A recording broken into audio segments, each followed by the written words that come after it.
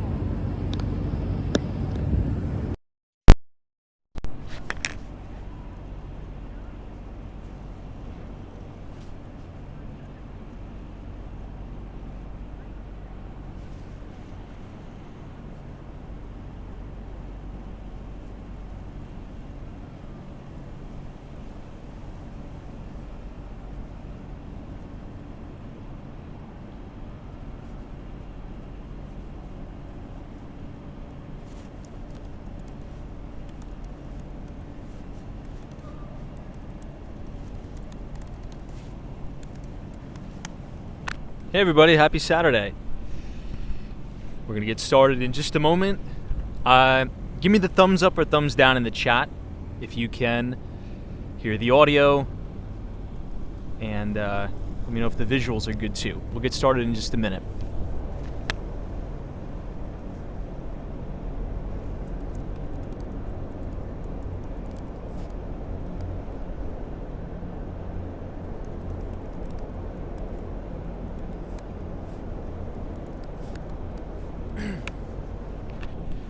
Alright, looks like the audio is good. Well, hey everybody, happy Saturday.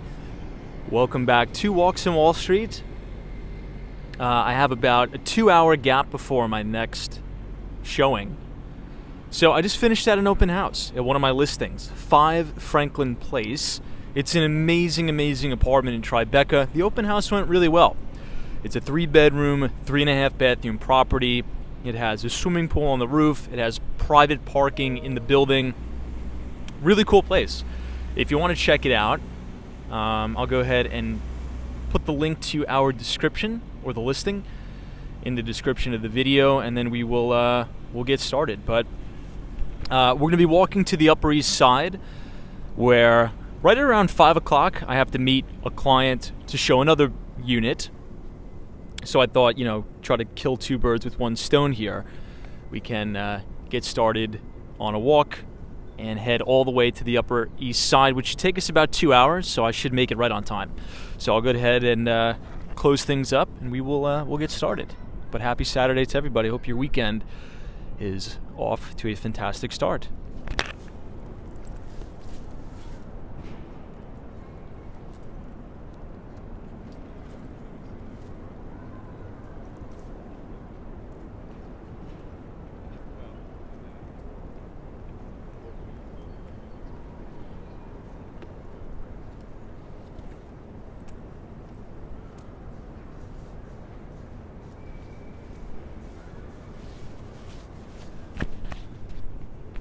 All right, clip on the microphone, and we are off. What's up, everybody? Now, we're in Lower Manhattan right now. So again, I was, and it seems like the temperature just dropped like 10 degrees in a matter of 30 minutes. It actually was a really nice day out. It's getting a little bit windy. Let me see if I could turn on the wide angle lens here.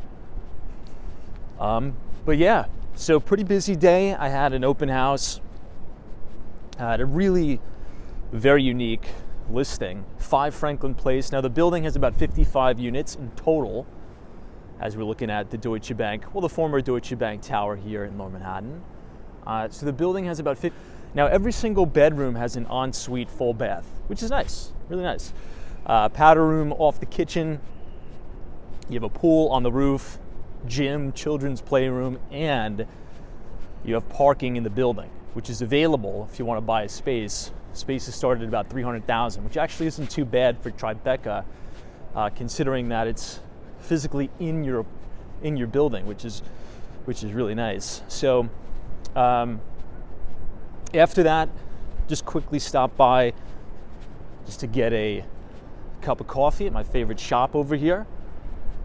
And now we're going to head to the Upper East Side. At about 5:30, I have to meet a couple clients, for another showing, and then we'll be done for the day. So pretty light day, beautiful weekend. I see Jen Claus is here. Lee, what's up? This is good afternoon, Tom. Looks a bit fresh. Yeah, it's definitely a brisk day as we're looking at the one and only Federal Reserve. Here we have it right here. Hopefully it'll be warm as we go through Thanksgiving for the Macy's Thanksgiving Day Parade, who knows. Austin City Limits is here, what's up?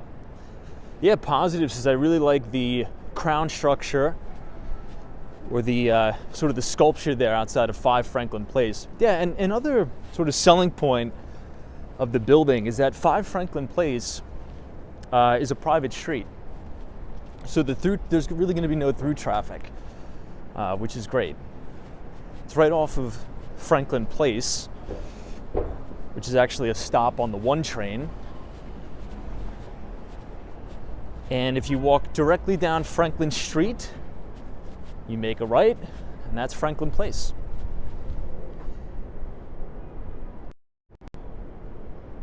What looks better to you guys? Wide angle lens or no wide angle lens? What do you think? What do we got? Cody is here, what's up? Good to see you. Thanks for joining us.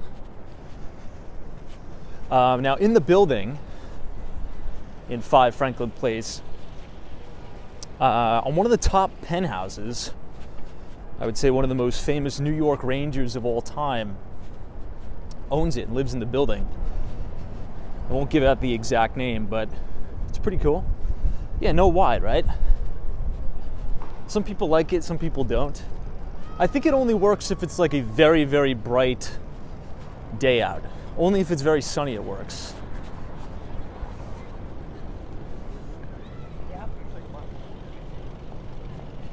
Anyway, trying to think of what we should do here because we are a little bit crunched on time.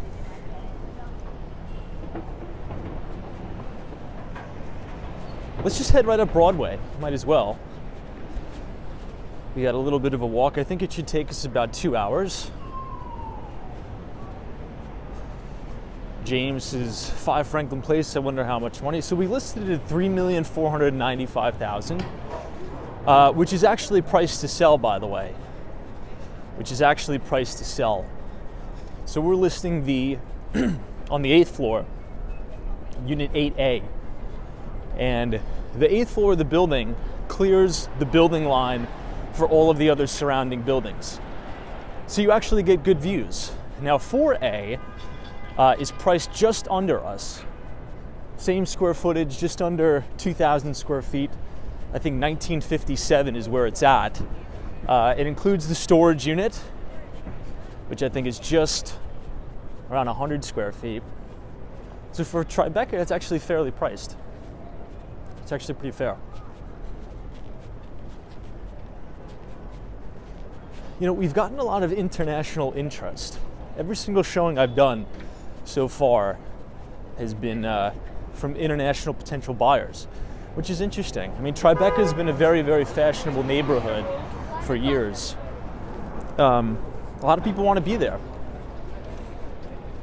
I like the neighborhood, but if I had to choose a particular neighborhood to live in, I think it'd probably be Central Park south of the Upper West Side of Manhattan. But everybody has a preference, right? Tribeca is very close to Soho. I would say it's a more up and coming, fashionable neighborhood that a lot of people like. It's nice.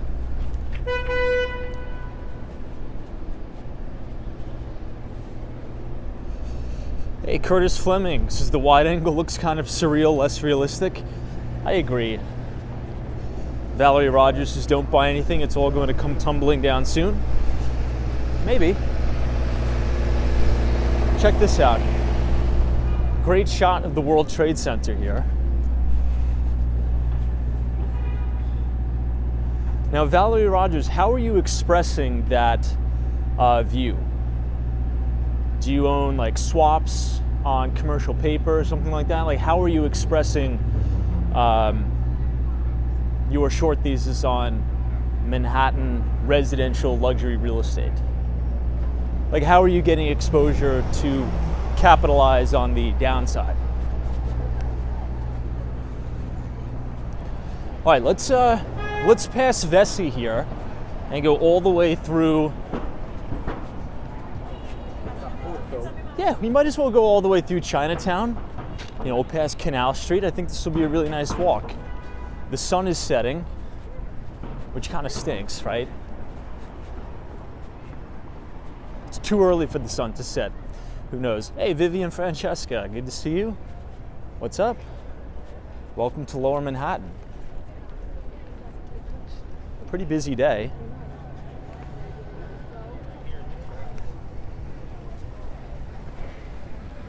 We are in a little bit of a race against time though.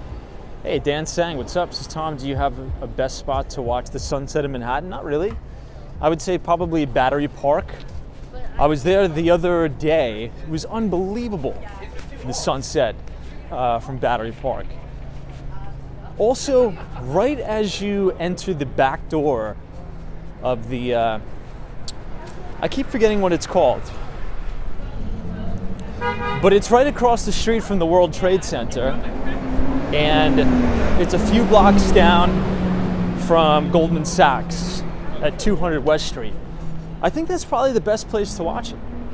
It's beautiful there. I posted some photos of the sunset on Twitter. It almost looked like it wasn't even real. It kind of looked like a photoshopped image. That's how beautiful the sunset was there. I don't know, what about you? Do you have a favorite spot? Something like that?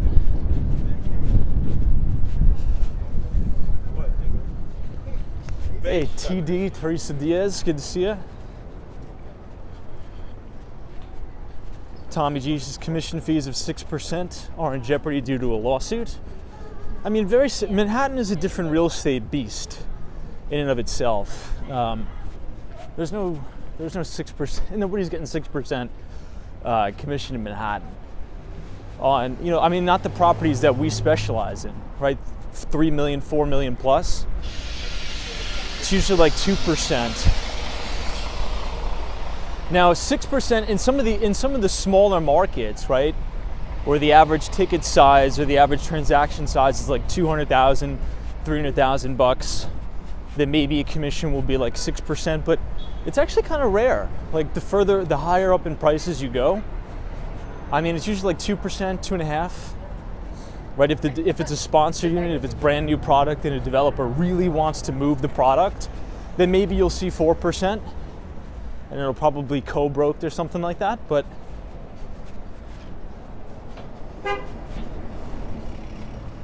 hey, Richard, what's up?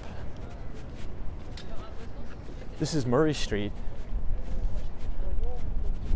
You can see City Hall right across the street too, which is right at the entrance to the Brooklyn Bridge, which looks really nice. Hey, DC322, good to see you. Yeah, James is here in California, maybe 1 or 2% is common.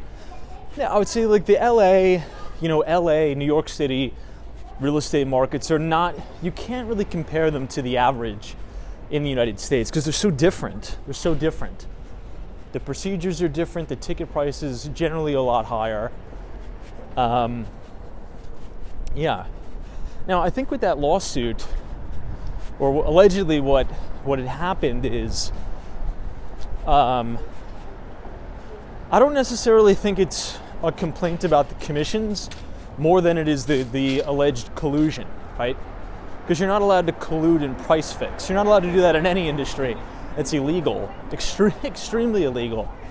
So I think what allegedly was happening was there was a couple brokers that were conspiring with each other to say, hey, don't accept anything less than 6% or something like that, right? That's obviously very illegal. But, the way it's always been, oh, this is a nice shot here too. Look at that.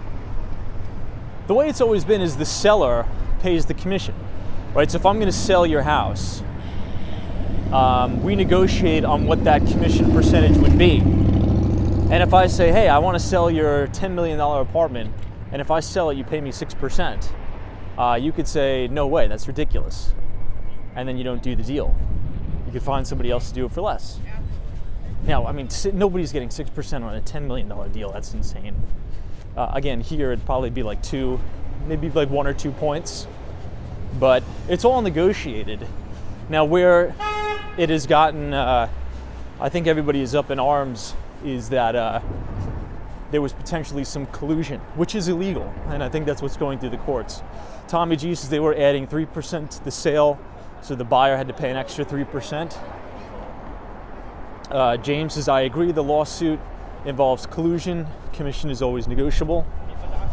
Yeah, and I think down the line, the sort of the infrastructure I'm building, well, hopefully, the long-term goal is to kind of make, and it's going to be hard, it's going to be difficult, but I want to sort of make an exchange, like build a stock exchange, but for real estate assets. And it's, obviously there's a lot of bureaucracy, but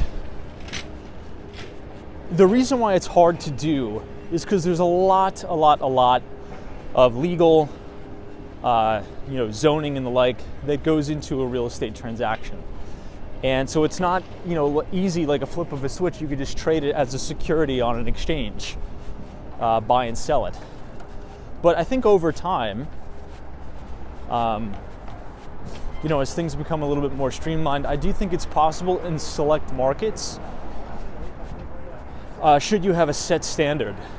And then you could probably securitize these assets. Now, that doesn't mean agents would go away, right? I just think that it would make the real estate market more liquid, is sort of what I'm saying. And, who knows? Maybe in the next 10 years, I'll be working on a startup that makes the real estate market, the residential real estate market, a little bit more liquid. But it's much, much easier said than done because there's so much that goes into a real estate transaction. Hey, WM, thank you so much for your very generous $5 donation. Thank you for the support, and we appreciate it very, very much. Now, here's my idea, right?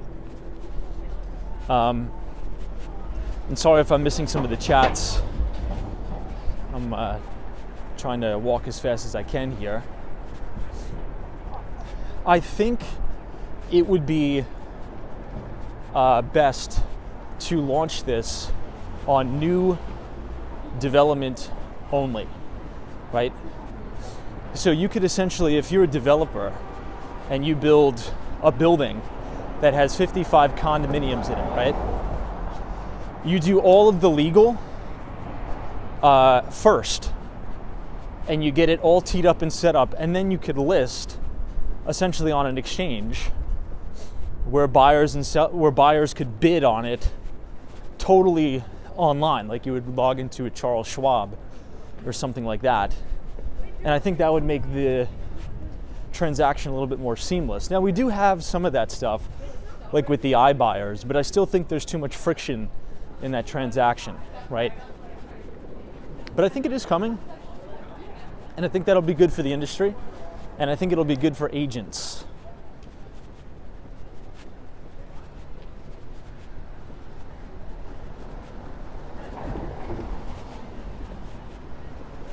So this is Franklin Street.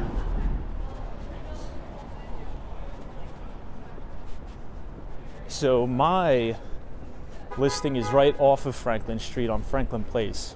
since we're here, we might as well check it out. We can't go in, but look at how beautiful the block is. It's stunning. You have these major cast iron facades here. But a lot of people don't know about Franklin Place. It's a private street off of Franklin Street, very secluded, and you can see someone's probably turning in there now, but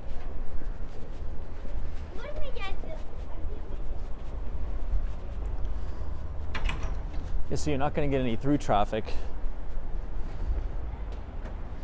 This little alleyway is Franklin Place, and right off to the right in this corridor is the building. Can't really see it, but it's very secluded. If you're looking for privacy, it's a good building. A very famous New York Ranger lives there.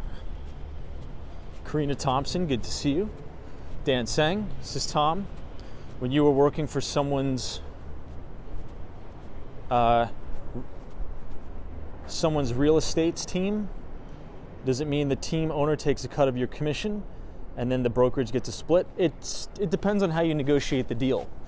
Generally, yes, but if you're an agent, you are a contractor, you're not an employee. So it's your responsibility to negotiate your deal, right? With the brokerage and the person who, if you're working on a team, you negotiate the split with your team leader. So generally everybody's split is different depending on what you can negotiate. But yes, generally that is correct.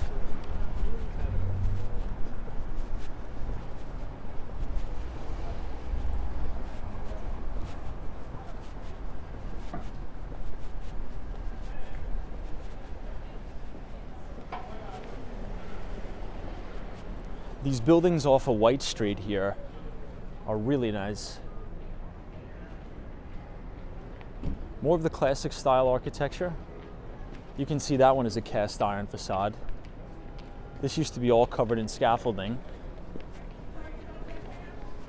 Now, as we approach Soho, this is actually the neighborhood that has the highest concentration of cast iron facades. But look at how tall the ceiling heights are. You can kind of see it in this one. Look at that. I mean, if I had to estimate, just, eyeballing it, what do you guys think? 15-foot ceilings? I'd say at least 15 foot there. Those are nice.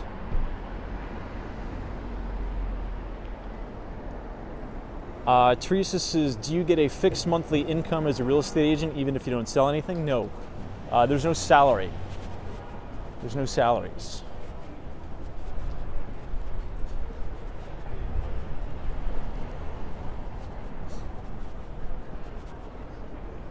So that's why a lot of people have said it's very difficult to be a real estate agent or a broker in New York City because, the cost of living is so high, right? I mean, if you think about the average monthly rent in an apartment, it's about $5,000. So if you're not making a salary and if you don't have, if you're not selling and not producing, it's going to be very tough. It's going to be really tough for you. Which I get. I totally understand that. It's definitely a business not for everybody, for sure. I love these loft-style apartments right here. These are gorgeous.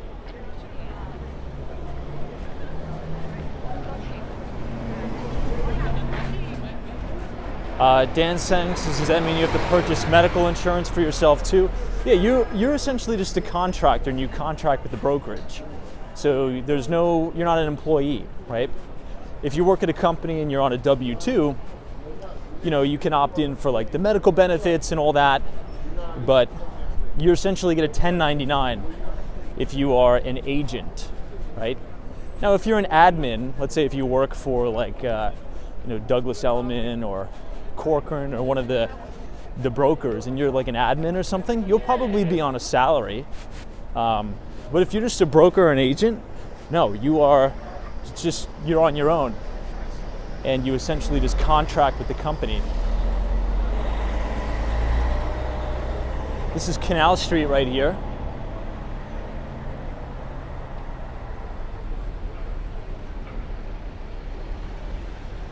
Pretty busy too, guys. Look at that. So Canal Street pretty much splits the island of Manhattan in half. If you look all the way down there, that'll take you to the Manhattan Bridge, and all the way down to the other side, that'll take you to the tunnel, which will go out to New Jersey.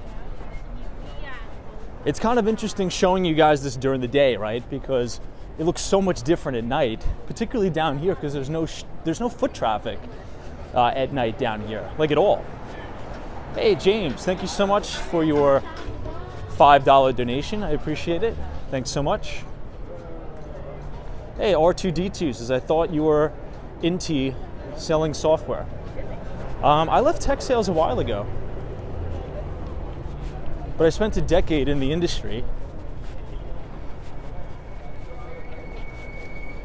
Most recently, I was a director of enterprise sales for a very large managed service provider. So I ran the Northeast from Washington, D.C. all the way up to Maine. But that was sort of the same thing, right? At the director level, oftentimes, if you're at a startup, sometimes they'll offer you a profit sharing split. So instead of having a salary, right? If you think you can really perform, you can get compensation based off P&L, or your profit and loss of the business. Guys, look at how gorgeous this is. This is the heart of Soho right here. These amazing cast iron facades, gorgeous. But if you go to a startup or a smaller company, you can negotiate that, right? Depending on how malleable the founders are. But in my decade of tech sales, I've always had a basic salary, right? But in my last position as a director, I chose to be compensated based upon P&L. Now, if you're a director of sales at a tech company or a major telecom company, your basic salary is, probably going to be close to $200,000 a year just for your salary. But, if you think you can really blow it out of the water and kick it in gear, and if you're able to take the risk, depending on, if you don't have any kids or things like that, I would say get the compensation based upon P&L.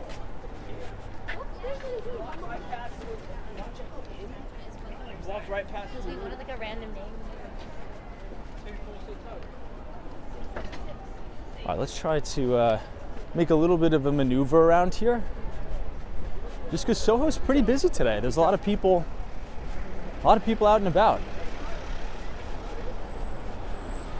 Hey, Tiff, what's up? Says, hey Tom, what's going on tomorrow at Red Hook?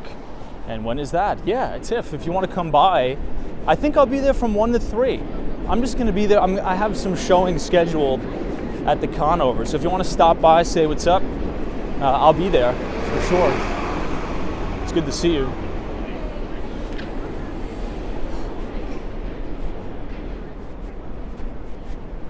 This building is another stunner. Look at that. Gorgeous facades. What do you guys think? Do you like the architecture better walking around Midtown Manhattan? Or do you kind of like this for a change, where you can really visualize the old New York? Like, look at this one. This one looks great. Hey, Omar MD says, greetings, Tom. What's up, Omar? Good to see you. We're right off of Broome Street. CPQ Trainer says, hey, Tom, did you read the Business Insider article where Ken Griffin says Miami could overtake New York City as a financial hub? I didn't read the Business Insider article because I'm not a big fan of Business Insider, but I have heard that Ken Griffin did say that, yes. I did. Now, my take on that is the following.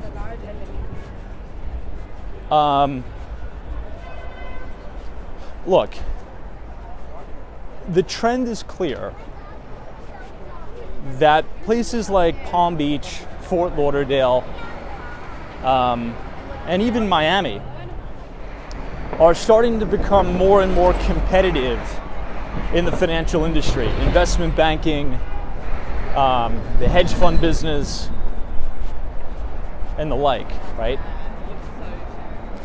Now, in 2022, it was the first year ever where JP Morgan Chase had more employees in the state of Texas than they did in the state of New York.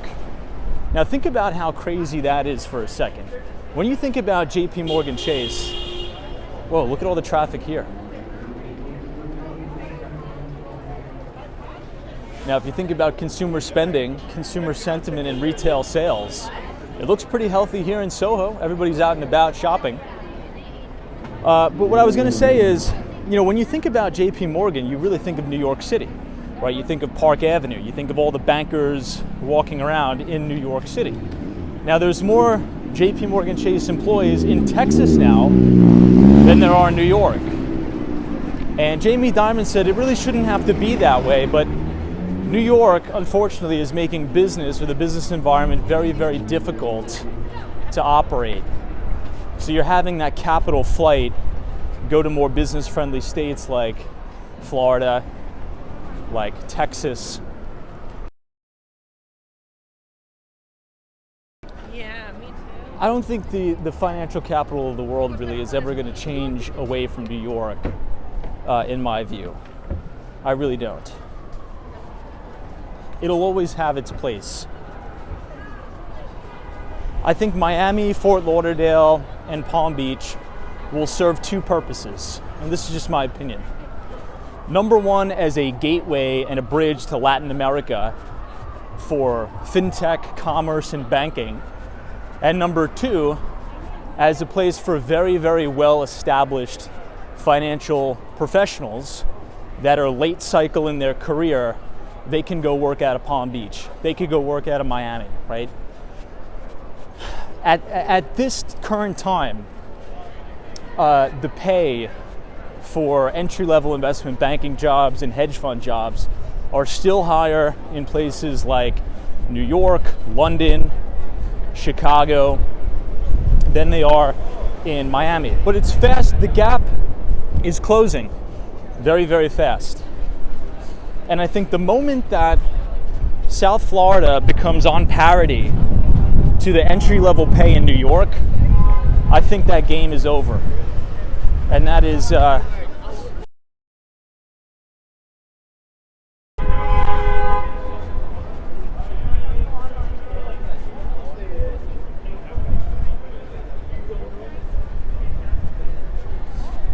it's getting windy down Broadway. I'm not sure if you guys could hear that in the mic. That's probably like 20-mile-an-hour wind gusts. Hey, DM is here. What's up? Happy Saturday, DM. Good to see you as always. I don't know, what do you guys think? Do you think that New York City will lose its spot as the go-to financial capital of the world? I don't think so.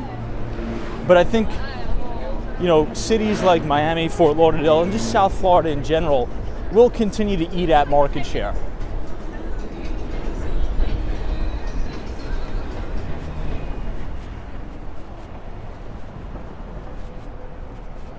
Okay, Houston Street.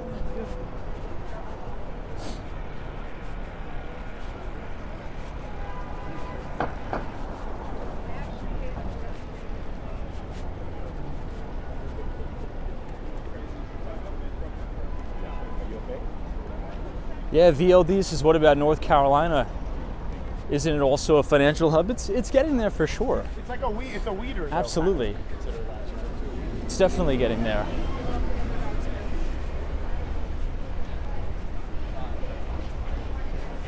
I mean, you also have to account for this, right?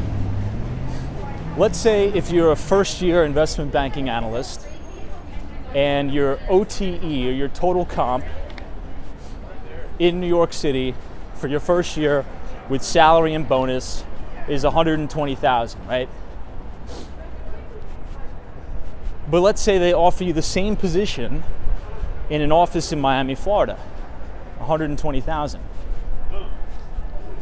I think you're going to start to see more young people take that offer, because in New York, it's tough, right? It's a tough city to live.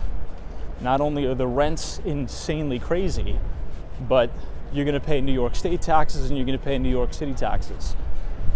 And, to save, about 10 grand a year, right, in your pocket, $10,000 over 5 years compounds out to a lot. That's extra savings that people could save up for a down payment on a home and the like. But the salary is not yet on par, not yet. It's getting there, but not quite yet.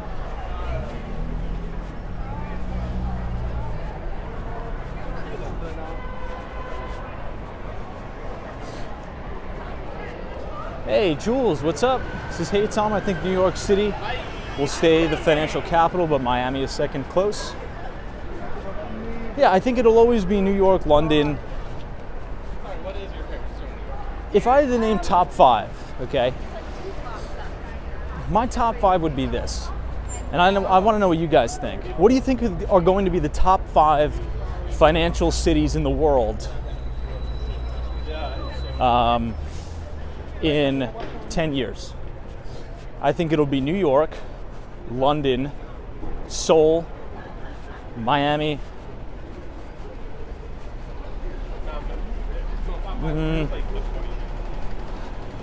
maybe Dallas.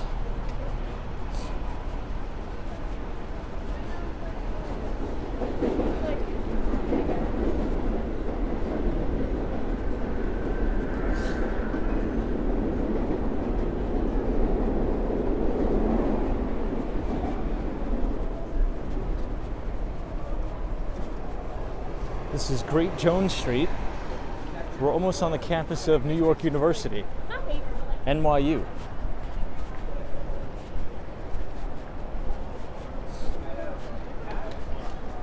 East 4th Street, if you make a left, you will run into the Stern School of Business, which is one of the best business schools in New York State.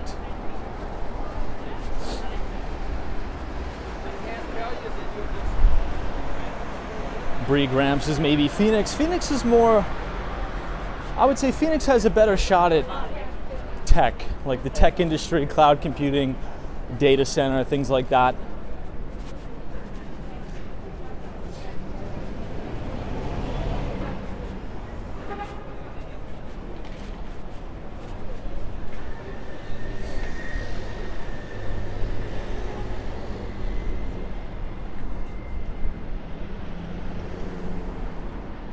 R2D2 says, what about Chicago? I don't think so. I mean, Chicago will always have a big presence, but Chicago doesn't have the staying power that New York has, right? Chicago is desolate, it's freezing. I mean, it's a great city, but with the political environment, and if you're a young kid, right, just about to apply for these big financial jobs, and you're seeing how Miami is getting built up, you see how great New York City is, and you're starting to see the flight of capital, right? Citadel Securities has relocated to Miami, Florida. Now, they still have a big presence in Chicago, don't get me wrong. A lot of people sort of mistakenly think that since Citadel changed their corporate headquarters from Chicago to Miami, that there's no employees in Chicago. That's not true. There's a lot of Citadel employees in Chicago.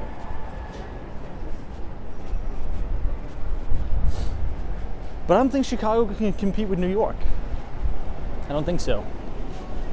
I mean, you have the brand new JP Morgan Chase Tower going up. You have, speaking of Citadel, Ken Griffin's building a massive headquarters tower on Park Avenue.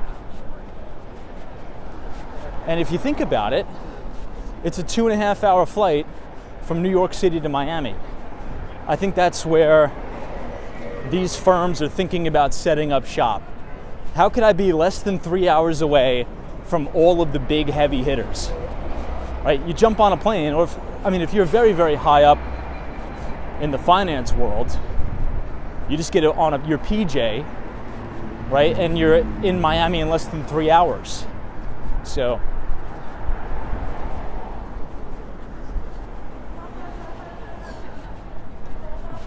hey D, welcome to the New York University neighborhood.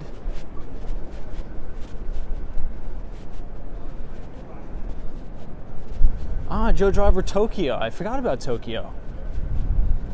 I'd really like to visit Tokyo, actually.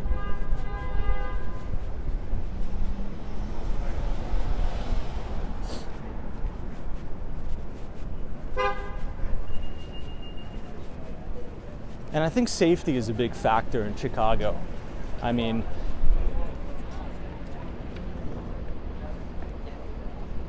that's another thing.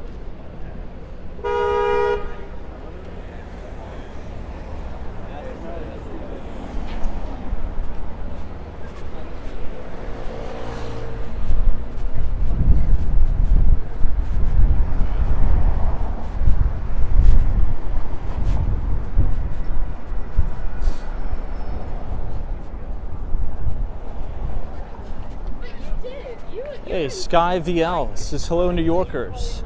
I have $180,000 saved for a down payment for a house, but interest is too high and I think I should save more. Should I buy T-bills or lock into a savings? I can't advise on that, honestly. I'm not allowed. I can't give out specific financial advice.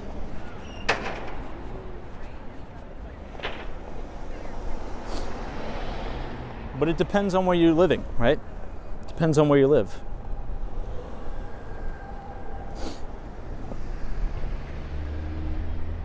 Yeah, really just depends on where you live.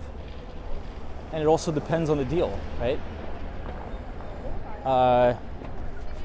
You know, if the deal works, if you're on the numbers, right? And it has an attractive cap rate and you think you could put some work into the property, and have a pretty good 5 and 10 year exit, then I do the deal. But it depends on what real estate you're trying to buy, right? I would assume maybe you're looking at like a duplex, triplex type situation, so, or maybe a single family home, I don't know, but always run the numbers, right? Run the numbers, and what could be your realistic 5 and 10 year exit on that deal, right? It's all about risk-adjusted returns. And as you've mentioned, T-bills, right? You know, that's something you need to think about too, because if you can make, let's say if you even buy a property cash and it's going to yield you 5%, right? Just as an example, it's going to yield you 5% in this environment.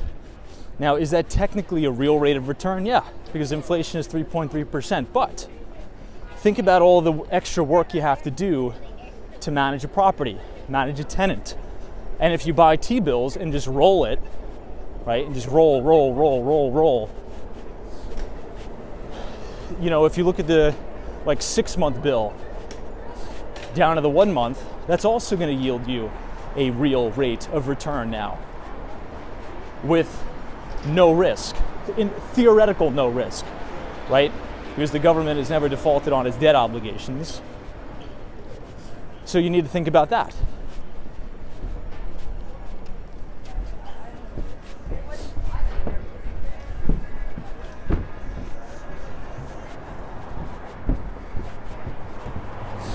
But you know, the market is softening, right? And we've been writing about this a while in our newsletter. Look at how stunning the Empire State Building looks from here. That's like an unbelievable view. It's insane. Let me zoom in on that. Yeah, because it adds money. What do you guys think about this view of the Empire from here?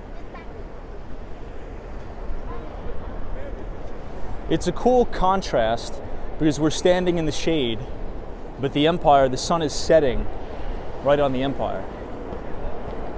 Looks nice. Hey, Ma N, this is a beautiful urban walkabout. Thank you so much for being here. Hey, Dan is here. What's up? Good to see you, Dan. Ça, c'est hors de prix, hein, ce qui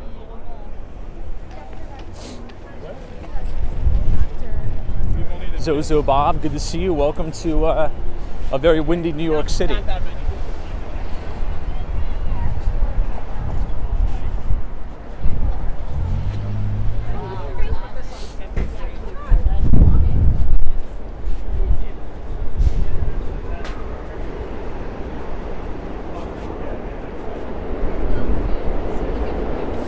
But you know, we've sort of written about this before. If you want to read our free financial newsletter and be signed up to receive it, we send it out every other Thursday after the market closes. We cover US equities, we cover global capital markets, real estate, fixed income, and the like. If you type !news, NEWS in the chat, the Nightbot will drop the link to our Substack. Now also, if you scan the QR code, that'll bring you to our latest publication, which we released last Thursday. Now we're going to send out the next one on Friday because this Thursday is Thanksgiving. And I think it's more important to spend time with your family, friends. Oh, look at this contraption. I don't know how safe that is. I don't know if I'd ever put my kid in that thing.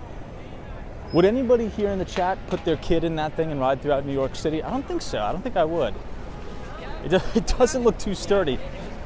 But yeah, if you scan the QR code on your screen, that'll bring you to our latest publication. But one of the things that we write about, right, is you have to think about the housing market in relation to the business cycle, right? And when interest rates go up, or when you go from a QE, quantitative easing, to quantitative tightening, the more liquid an asset class, so the more liquidity you have in that environment, the faster the price corrects to adjust for the new rate environment. That's why stocks correct a lot faster, right? But real estate, particularly commercial and residential, is less liquid. There's not a lot of liquidity there. So it takes a lot longer for the full impact of those rate hikes to hit the market.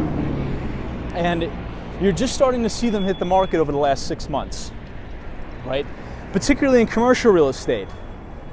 Because commercial real estate is valued based upon the cash and the income the property can produce, right? And right now we're seeing all across the United States, you're seeing rent rolls, right, at their lowest points ever, but you're seeing vacancy at some of their highest points ever. And there's a wave of commercial debt or commercial paper that is going to need to be rolled over and refinanced. And again, as we talked about, it's a much, much higher interest rate environment now. So as these, landlord and commercial operators look to find a new financer to lend them money, the deal is going to be underwater and they'll probably go and be sold at auction. And you're seeing this all around, by the way. On tonight's live stream, we are going to be walking past Penn Station. Now, right across the street from the very famous New Yorker Hotel, there was a new office development. I think it cost about $90 million for this new office space to be developed. It just sold at auction for 15. Think about that. Because also, if you're putting on a new project right now and you have construction loans, that's 10% money, which is expensive in a city where vacancy or occupancy is like 40%. So I think as we move on through these streams, I'm going to be taking you to specific locations of commercial deals that are in foreclosure and just sold at auction. So tonight, if you want to join us again at 8:30, I'll take you by that building and we'll sort of analyze the deal, what happened, things like that. Additionally, another deal I'm watching It's right next to the Sherry Netherland. And the Sherry Netherland is across the street from the GM building, the General Motors building, right where the flagship Apple store is on 5th Avenue. It's 5 East 59th Street. Now, that has about, I think it's about $80 million or $85 million worth of bad debt on it. And that is going to go to auction too. And I think that'll probably sell for like 20 million. I mean, that is guys, this is going to be the best thing that ever happened to this city. A lot of people are being pessimistic right now, but it's going to be the best thing that ever happened to the city in 20 years. Because what's going to happen is capitalized operators are going to be able to buy prime New York City real estate at fire sales prices and rehab, renovate, and New Yorkers are going to get a lot of nice new product, right? So this is good news. This lady is very good.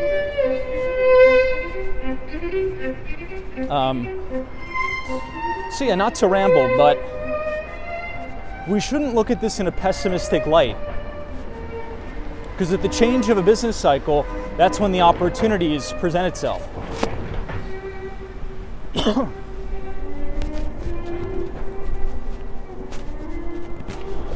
I'm going to try to get off Park Avenue because the wind has just been barreling down at us for 30 straight minutes.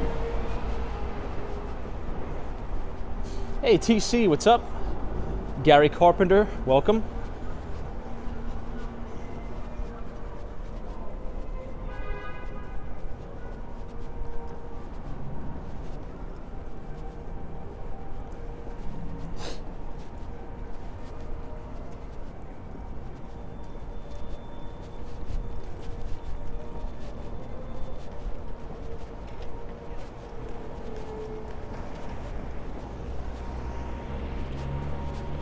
And I think we're making good timing. But if you guys are enjoying the live stream so far today, feel free to leave a like on the video and click the subscribe button if you're new. We usually do these streams every day starting at 8:30, but oftentimes we'll do them during the day if we have the available time.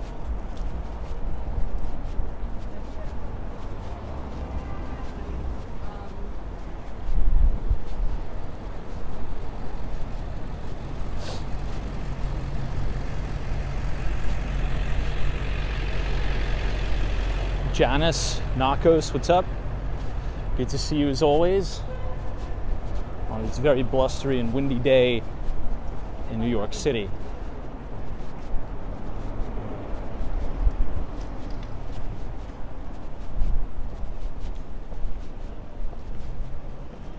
We're fast approaching 23rd Street,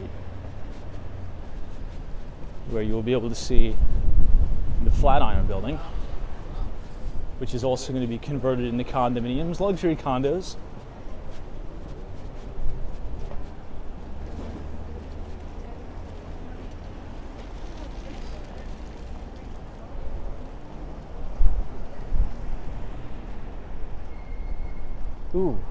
Ooh, that guy almost got hit.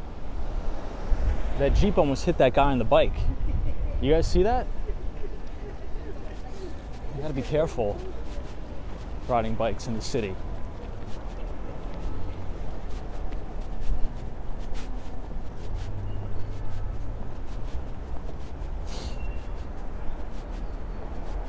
Now, I actually think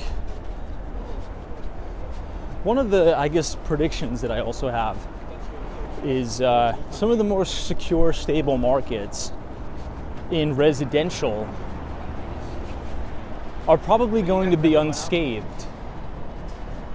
I think the majority of the beating you're going to see in the real estate market is in commercial office, not necessarily in residential.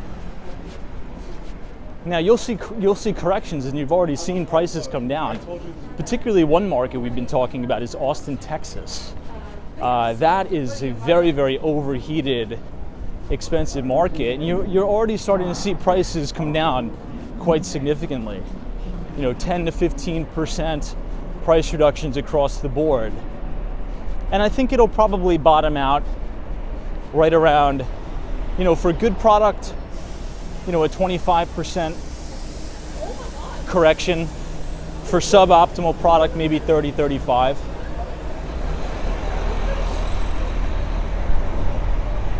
I also think the same thing will happen in Miami, Florida. Not with single-family homes, though. I think single-family homes in Miami-Dade County are going to go down significantly less than the condos. I actually think there's an overbuilding of condos in Miami, particularly on the luxury side, as we go through the maze of scaffolding here.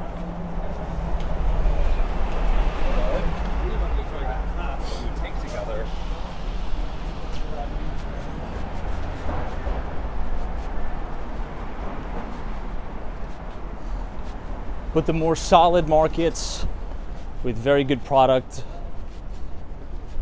like New York City, I would say single family, even in upstate New York, like Rye,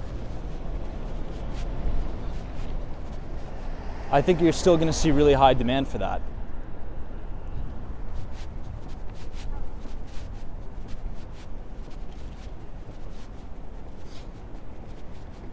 You know what we're passing now? We're passing the old, how can I blank on the name? Credit Suisse. That is now UBS. That was during the horrible Silicon Valley Bank disaster, which caused a little bit of contagion. Hey, Alan S. is here. What's up? Cooking. Welcome.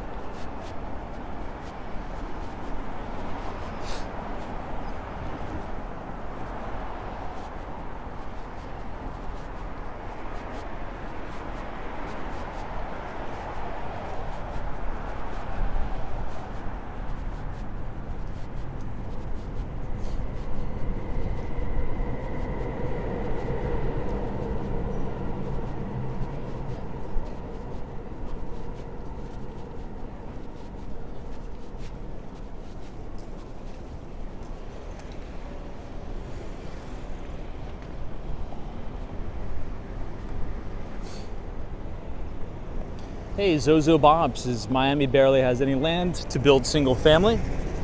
It's not like Atlanta, Dallas, Houston. Yep, I agree. I agree 100%.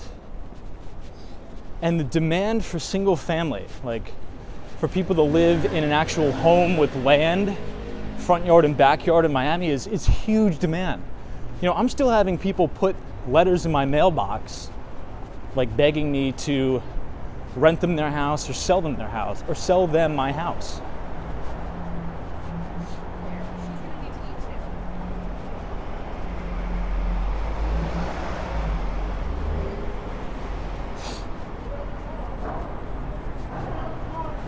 Oh yeah, it's big. A little bit of road rage action here on Park Avenue.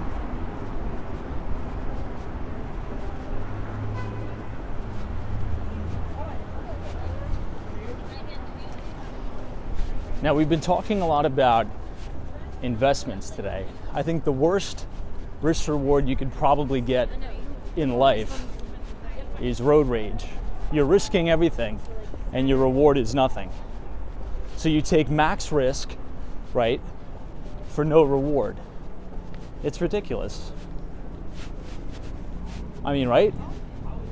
All right, say you get in a fight with the guy and you quote unquote win the fight, you injure him. Well, now you got to go to jail, now you got to deal with lawsuits and all the dog and pony show, and that's going to take significant time out of your day, out of your week, out of your year, right, out of your life.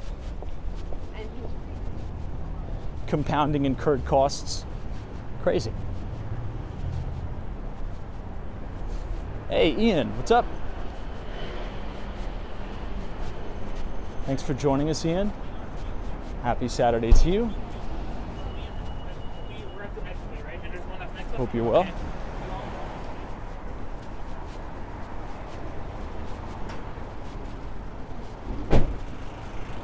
I think every decision in your life, you should think, okay, what am I risking to make this decision?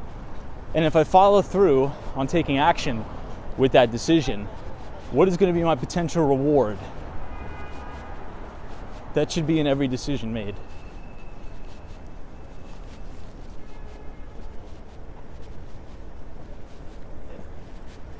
Jason says, what camera am I using? This is an iPhone 13 mini.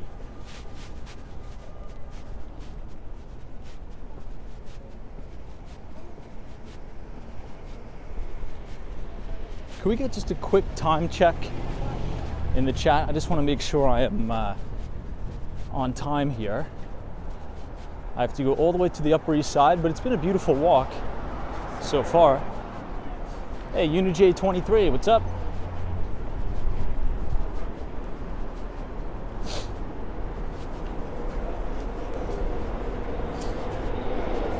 Dee says I'm offering grocery shopping help to anybody who needs it. Yeah, I don't know how to shop. $4.25, okay, we're making good time. We're actually making fantastic time.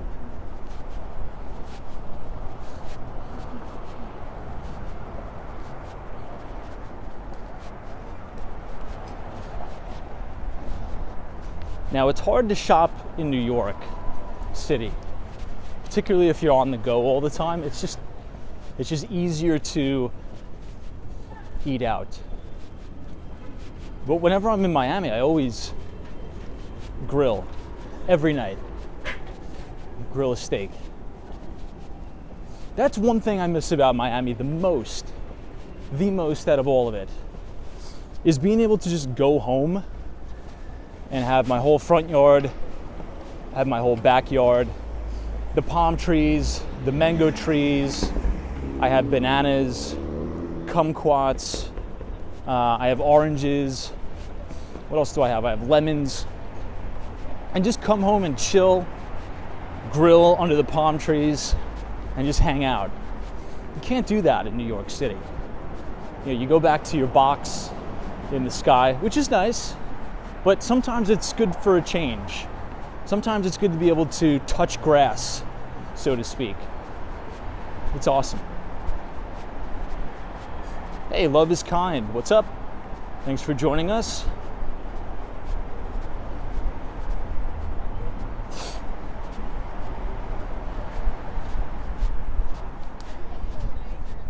Someone said people called my sister to buy her house, but it's not for sale.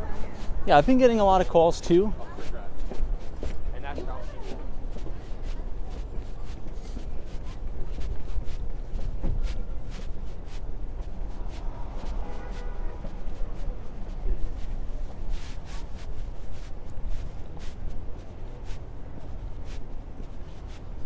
This is a nice view. We have the MetLife building right in front of us, and then just off to the right, you're going to see the spire of the Chrysler. This is East 34th Street. Once we cross, it's going to be a good view of the Empire State Building too.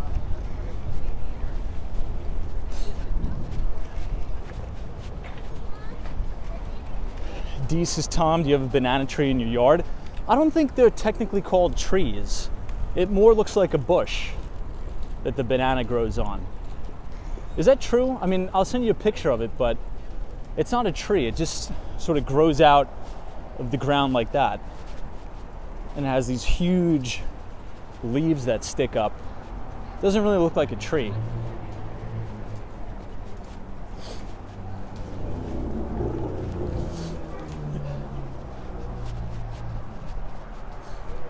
Someone says, what is your year-end target for the S&P? You know what's funny? Every New Year's Eve stream, we end the stream with predictions of where we think the S&P is going to finish. And I got a notification on my phone the other day to go back and watch that live stream to write down what everybody's predictions were. And on New Year's Eve, I'm going to read those predictions off. And I think a lot of you actually nailed it. So I got to go back and watch that stream.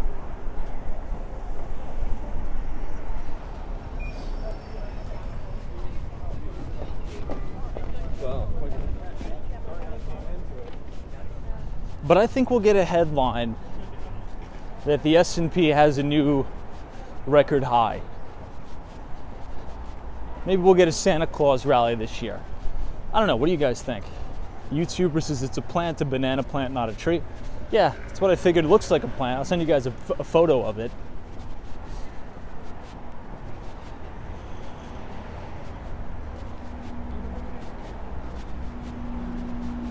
But if I had a recommendation to anybody who lives in a tropical climate, go to Home Depot and buy yourself a kumquat tree. Those things are amazing, very low maintenance. Now, in the first 2 years when you plant them, you should trim off a lot of the new growth from about, I would say, the base of the tree, because you want to focus all of the energy up top. But they produce a ton of fruit, the kumquat trees. Fantastic. It's like $30 for the tree. You'll have it forever. But guys, look at that. Stunning view of the Chrysler Building. Look at that. American flag, MetLife, Chrysler.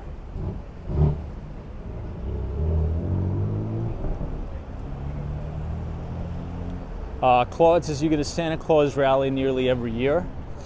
Well, I remember distinctly in 2018 being on the Long Island Railroad, Christmas Eve, and we had that massive, one of the most ferocious market sell-offs ever. And the market bottomed on Christmas Eve. So we don't get a Santa Claus rally every year. Go check out, if you have, your Bloomberg terminal up, MarketSmith, TradingView. Go back to 2018. That was a really ferocious sell-off. And I remember, I was like, wait, the S&P's down how much? Futures are down how much? And I was like, this has to be at least getting close to some sort of a bottom. At least getting close. Yeah, that was the anti-Santa Claus rally of 2018.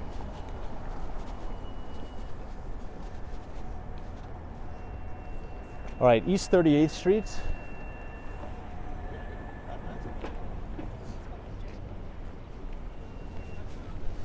And the wind is dying down a little bit, which is great.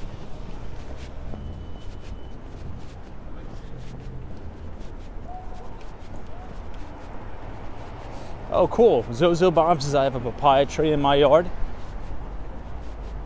Nice.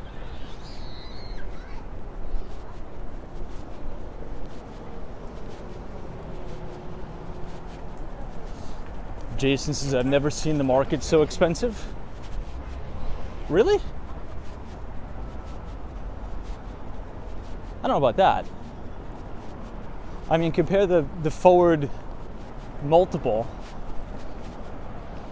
now to what it was in 2021. It's nowhere near as expensive. But I definitely see your point, for sure.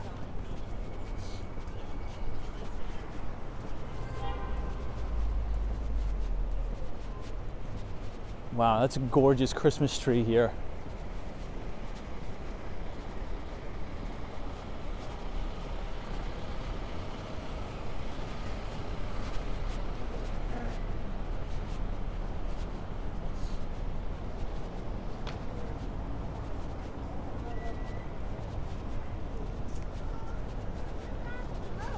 It's funny with, after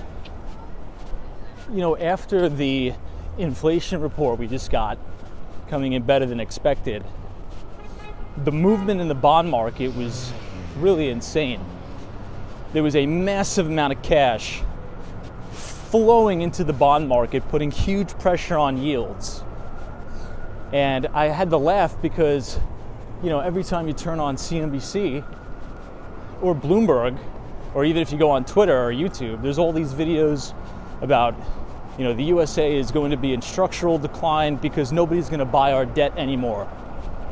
Nobody's going to want to buy U.S. debt. To which I say, okay, well then what country's debt do you want to buy? Right? Like put your money where your mouth is. I think that and the narrative that the U.S. dollar is going to be dethroned as the world reserve currency, I think is rather nonsense. 2023 set a record for global transactions in U.S. dollars. There's never been more people globally using U.S. dollars for transaction. And okay, what do you want to make the world's reserve currency? The Russian ruble? I don't think so.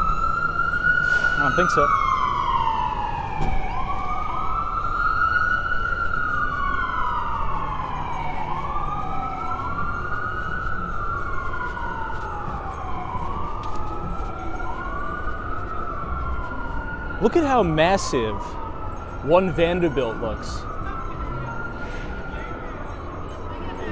Hey, Fahim is here. What's up, Fahim? Which is a good point. I got the sense that Moody's downgrade wasn't going to hit us much. Well, think about it like this. I try to frame it in a different way, right? If the USA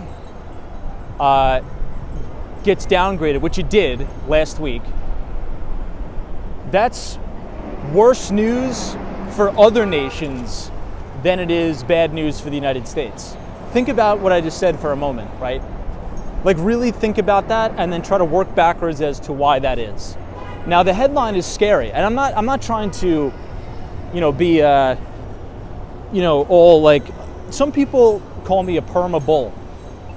They say you're just bullish and you're just optimistic all the time. No, it's not true. But if the U.S. I said, with the U.S. getting downgraded, right? That's worse news for other countries. Not necessarily, it's the worst news for the U.S. And we've discussed this because globalization, right? Some people like it, some people don't. We've had this conversation before. And I always say, if the United States sneezes, the rest of the world is going to get a pretty bad cold, right? Now, I didn't coin that phrase. It's been a very old saying. But with economies and supply chains being so intertwined, it is in nobody's best interest, particularly not China, by the way. And that's why I think when President Xi came to the United States, he was sort of talking a whole different tune because he kind of realizes this now. If the U.S. gets plunged into a severe depression that a lot of these, perma bears are talking about, that will be the worst thing that ever happened to the Chinese economy. China does not want that to happen. Because guess who buys all China's stuff? Guess who buys all China's stuff? We do. Recession, depression in the United States, no sales. Massive layoffs throughout China, throughout their manufacturing sector. And with the Big C, this is 270 Park Avenue right here. Beautiful.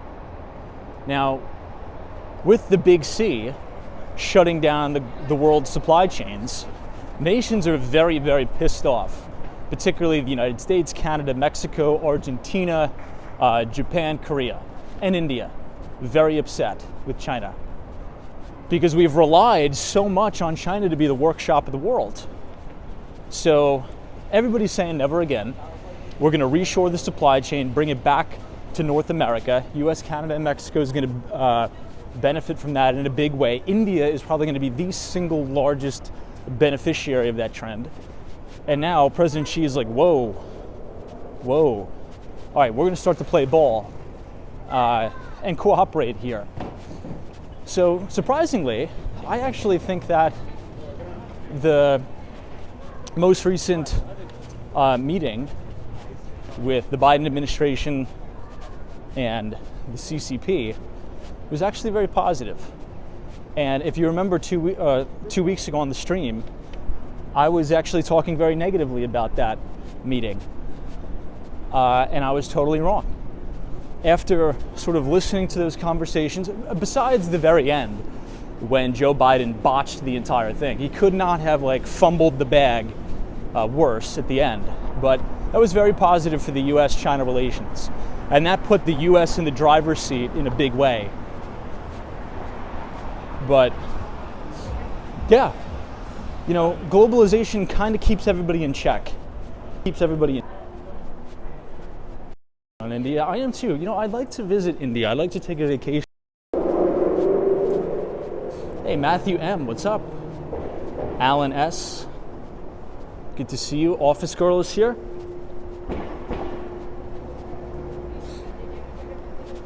Says that would be good, but offshoring took 40 years. Yeah, now I'm sort of explaining this in a sense of a live stream, right? But yes, it doesn't happen overnight. All of the semiconductor fabricators that we're building throughout the United States, in Ohio and in Arizona, it's not like we're going to snap our fingers and we're going to be ramped up to full production. You're 100% right. It's going to take time. It's going to take time, but I guess better late than never, right? I mean that's the only really way we could look at it. I guess better late than never.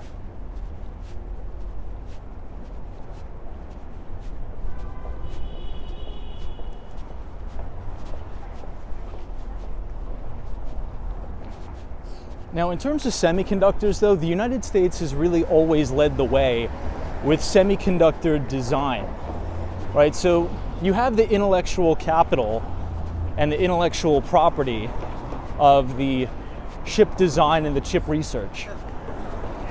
But mainly a lot of the groundbreaking research happens in the United States, and then it's produced in other countries, right?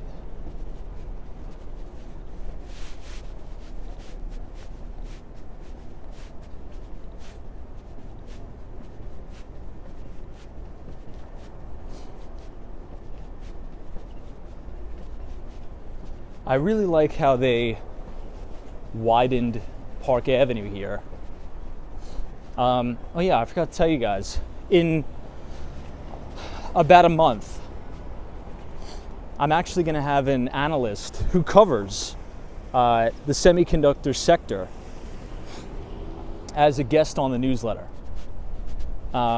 which I think you guys are going to enjoy in a big way. So this gentleman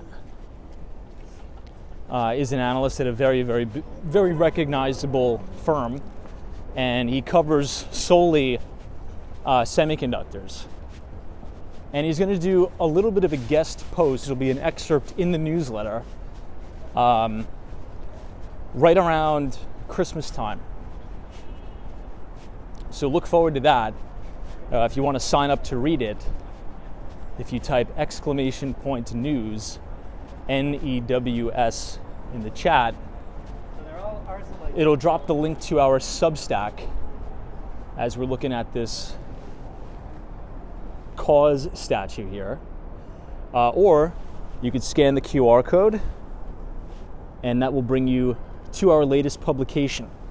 So for all of the Walks on Wall Street subscribers, every other Thursday after the market closes, I put out a research piece in the form of a newsletter, where we cover global capital markets, real estate, fixed income. And as we look forward to Q1 of 2024, one of the things that I want to incorporate, which I think would bring a lot of value and be interesting, is interviews with prominent names on Wall Street, right? Either analysts covering a specific sector, or maybe a big mutual fund manager that runs, a notable mutual fund on the street, or a hedge fund. I think that would be very interesting to incorporate there. So if that's something you're interested in, feel free to scan the QR code and meet us over there at the Behind the Street newsletter as we're looking at the Waldorf Astoria Towers, Now, there's going to be an even bigger walled-off Astoria residences in downtown Miami near our good friend Zozo Bob. I think that's going to be the tallest residential apartment building south of the World Trade Center. And I think they already broke ground on that, if I'm not mistaken. I think. I'll be in Miami in December 1, so maybe we'll check out the groundbreaking site. We'll see.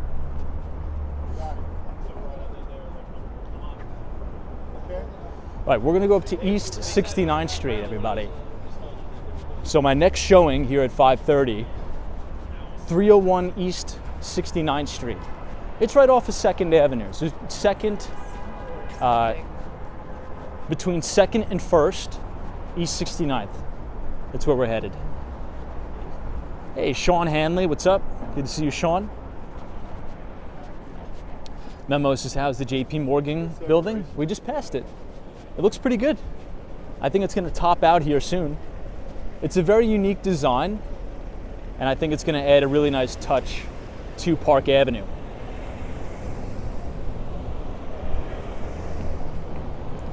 Zozo Bob says, remember that the baby boomers will still be retiring for at least another 5 to 6 years, keeping the economy going, says Zozo Bob. Nako says, one wonders how many people will want to work in semiconductor fabs. Not an easy gig that normally would be low cost of labor in Asia. Well, I think if you look at some of those localized economies where a lot of those plants are going to go, for example, I think they're building some in Ohio. I think there's going to be a few in Arizona, I think, right? Hey, Tim says, good luck with the clients. Thank you so much, Tim. Appreciate it. So enjoyed the stream tonight. Look at how beautiful these American flags are up and down Park. But, I mean, what were the alternative jobs in those localized communities, right? On the factory floor and, doing something a lot more monotonous, tedious. These are going to be relatively high-paying jobs. I think in the press release that Intel released for the new plant in Ohio, I think they said the hourly rate is going to be over $25 an hour. That's pretty good for some of those locations in Ohio, right? Starting at $25 an hour. That's not bad.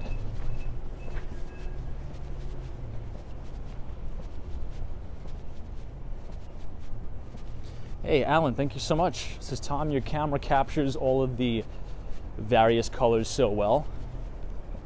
And I think it looks really nice as the sun is setting. The sky is a little bit purple, kind of blue. It makes a nice contrast with the lights that are coming on here in the city. This is the Seagram building. This is one of my favorite buildings in all New York City. Now, unfortunately, the vast majority of the building is vacant, which kind of stinks.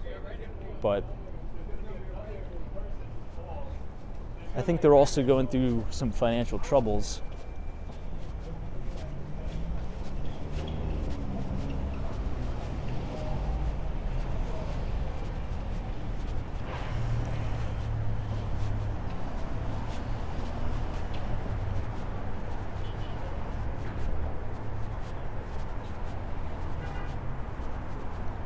If you look to your right, this is another brand new building, 425 Park Avenue. So you have three new structures that are the most recognizable going up on Park, which just went up.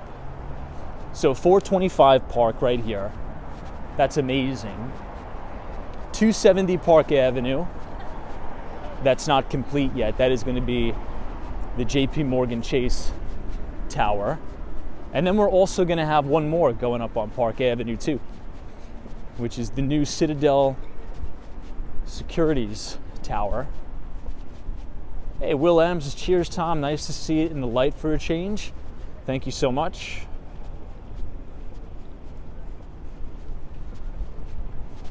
Yeah, Zay Batata, I agree. It says it actually takes a very knowledgeable, responsible, and reliable worker to work at a fab. Agreed. Agreed 100%.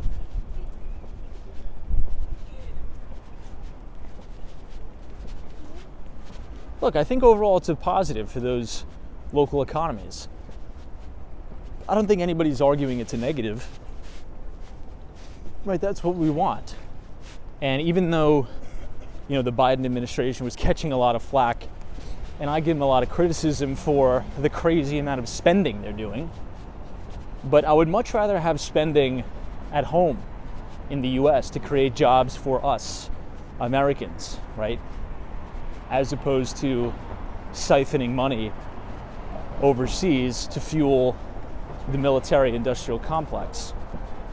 So I give credit where credit's due. It's like, all right, if you're going to spend like a drunken sailor, since you're going to do that anyway, I'm not going to complain when it's being spent to subsidize American infrastructure, because you got to sort of take what you get at this point. So with all the money being funneled around the world, we're going to spend it anyway. So if you spend it on US, then, I'll go along for the ride.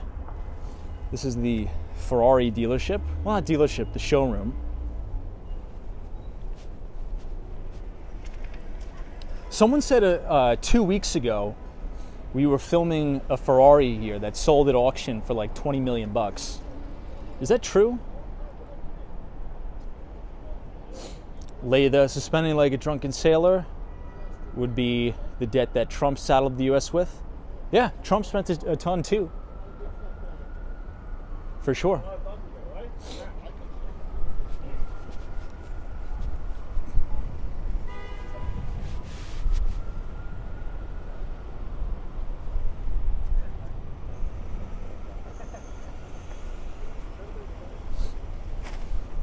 All right, we have 20-ish blocks.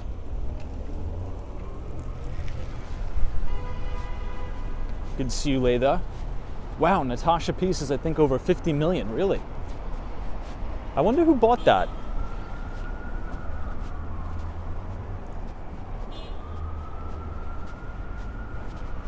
Imagine being able to buy a car for 50 million bucks. It's kind of insane to think about, right? I mean, even just to wrap your head around that. Yeah, you know what? I'm gonna wake up today and I'm gonna spend $50 million on a car. It's kind of wild.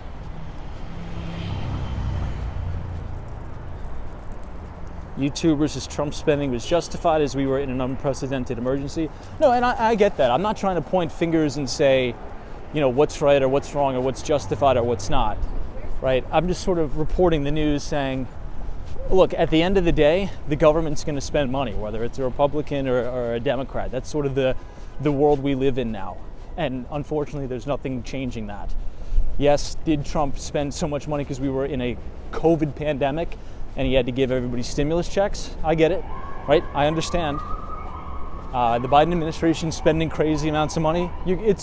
My thesis is that with the terminal velocity that we're in, it's essential.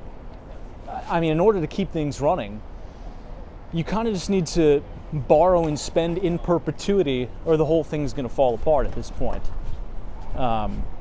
Which is, it's horrible, but that's essentially kind of what has happened over the years. And I guess you could really thank the Fed for that, right? Federal Reserve. But I get your point. Definitely get your point. Guys, we are now on 57th Street, Billionaires Row. And we're standing right under the Four Seasons Hotel. That's not open yet. I think they're going to reopen it next year, the Four Seasons. Now, speaking of the pandemic, that closed down and is never opened yet. But I think they've sorted out their issues and it will open next year, which, I mean, is good news.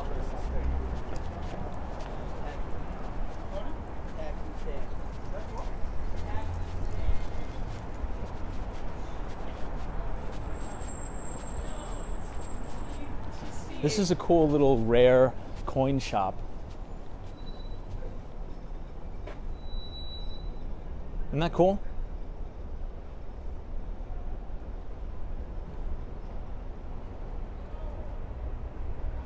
Wow, guys, crazy. 1797. World record for a US half dollar.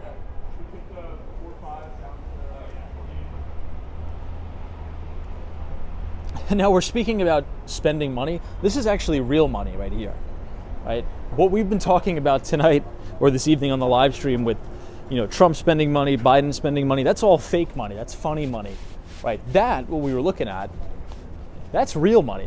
That's actually what real money looks like. Real physical, hard money. That's so funny. What a juxtaposition.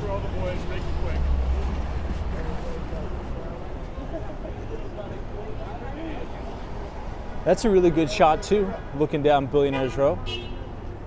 You can see Steinway Tower, Central Park Tower, and the American flag waving in the breeze.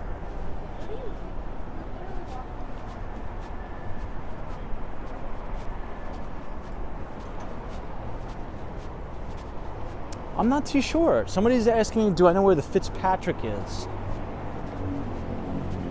I don't. I honestly don't. I could look it up. I'll take a screenshot of your comment and then maybe on tonight's live stream I'll get back. But hold on, let me do that. It was near Union Station. Do you mean Union Square maybe?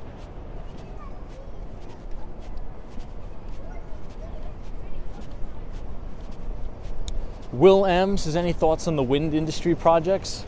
I haven't really been up to date on that, but I'm not a big wind energy guy. I think wind energy is not scalable. I think if you're going to talk about a new renewable energy product or project, you need to focus on scalability. And maybe that's just my brain working from my 10 years in telecom and software, right? You always want to build a product that's going to be very, very scalable, hyper scalable. And wind energy is exactly the opposite of scalable and efficient.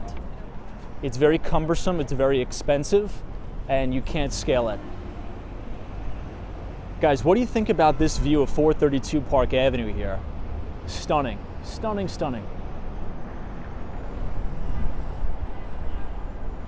Zozo Bob's is so, where is the recession everyone had been predicting?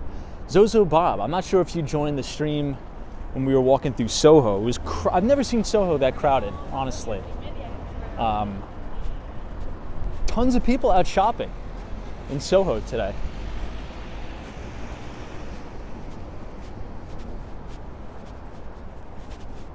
I'm a big nuclear energy guy. And a lot of people say, well, nuclear energy is not safe. Third gen nuclear is very safe and it's very clean. So if you want to be serious about protecting the environment, which I am, right? I am a huge environmentalist,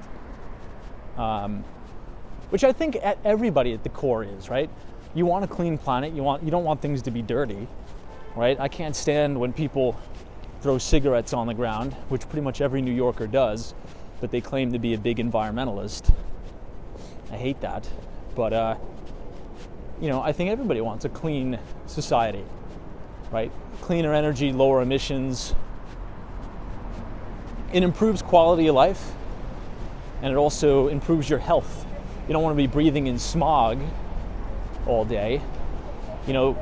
That's, not to sort of go off on a tangent, but think about how lucky we are to live in America. We are so lucky. People have no idea how lucky we are to live in the United States of America, the greatest country on earth by a mile, and to be surrounded by two really nice neighbors, right? Canada and Mexico. Probably the best neighbors you could ever ask for in a trillion years. Think about what people are going through in Korea. Now, Korea is a very advanced society, very modern. They care about the environment, but their air quality is almost always extremely poor. Now, why is that? It's not because of them. It's because of China. Burns very, very, number one, inefficient in terms of, if you want to talk about it, the impact on the environment. And it destroys their air quality, right? Imagine doing the right thing, but living next to a country that pollutes your air. That's horrible. How do you live like that? So, I think for all that everybody wants to, say, oh, America stinks and it's not great. Dude, it couldn't be more strategically positioned, and we couldn't have better neighbors. I mean, come on.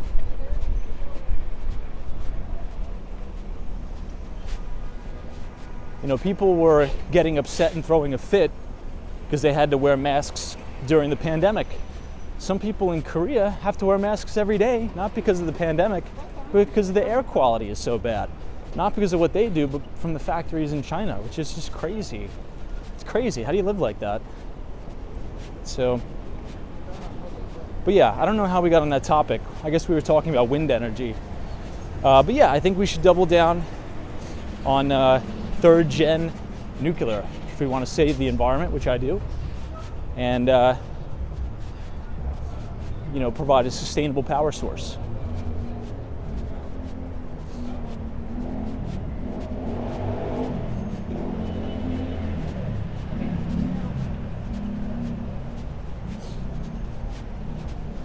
All right, team, I'm gonna have to cut you guys loose, but not to worry, we'll be back at 8:30. I just have to go to a showing right now, and I want to get something to eat before, because I'm starving. So if you enjoyed the stream, feel free to leave a like on the video. Click the subscribe button if you're new. And if you want to sign up for our free financial newsletter, we send it out every other week. It's packed with amazing resources for everybody, and it's a great free way to support the stream. So if you want to read all of our equity research for free, just scan the QR code, punch in your email, and you'll receive the next issue on Friday, not Thursday, because it is Thanksgiving. All right, guys, take care, and we'll meet you back here at 8:30. Maybe we'll walk to Tribeca tonight, who knows? So, bye for now.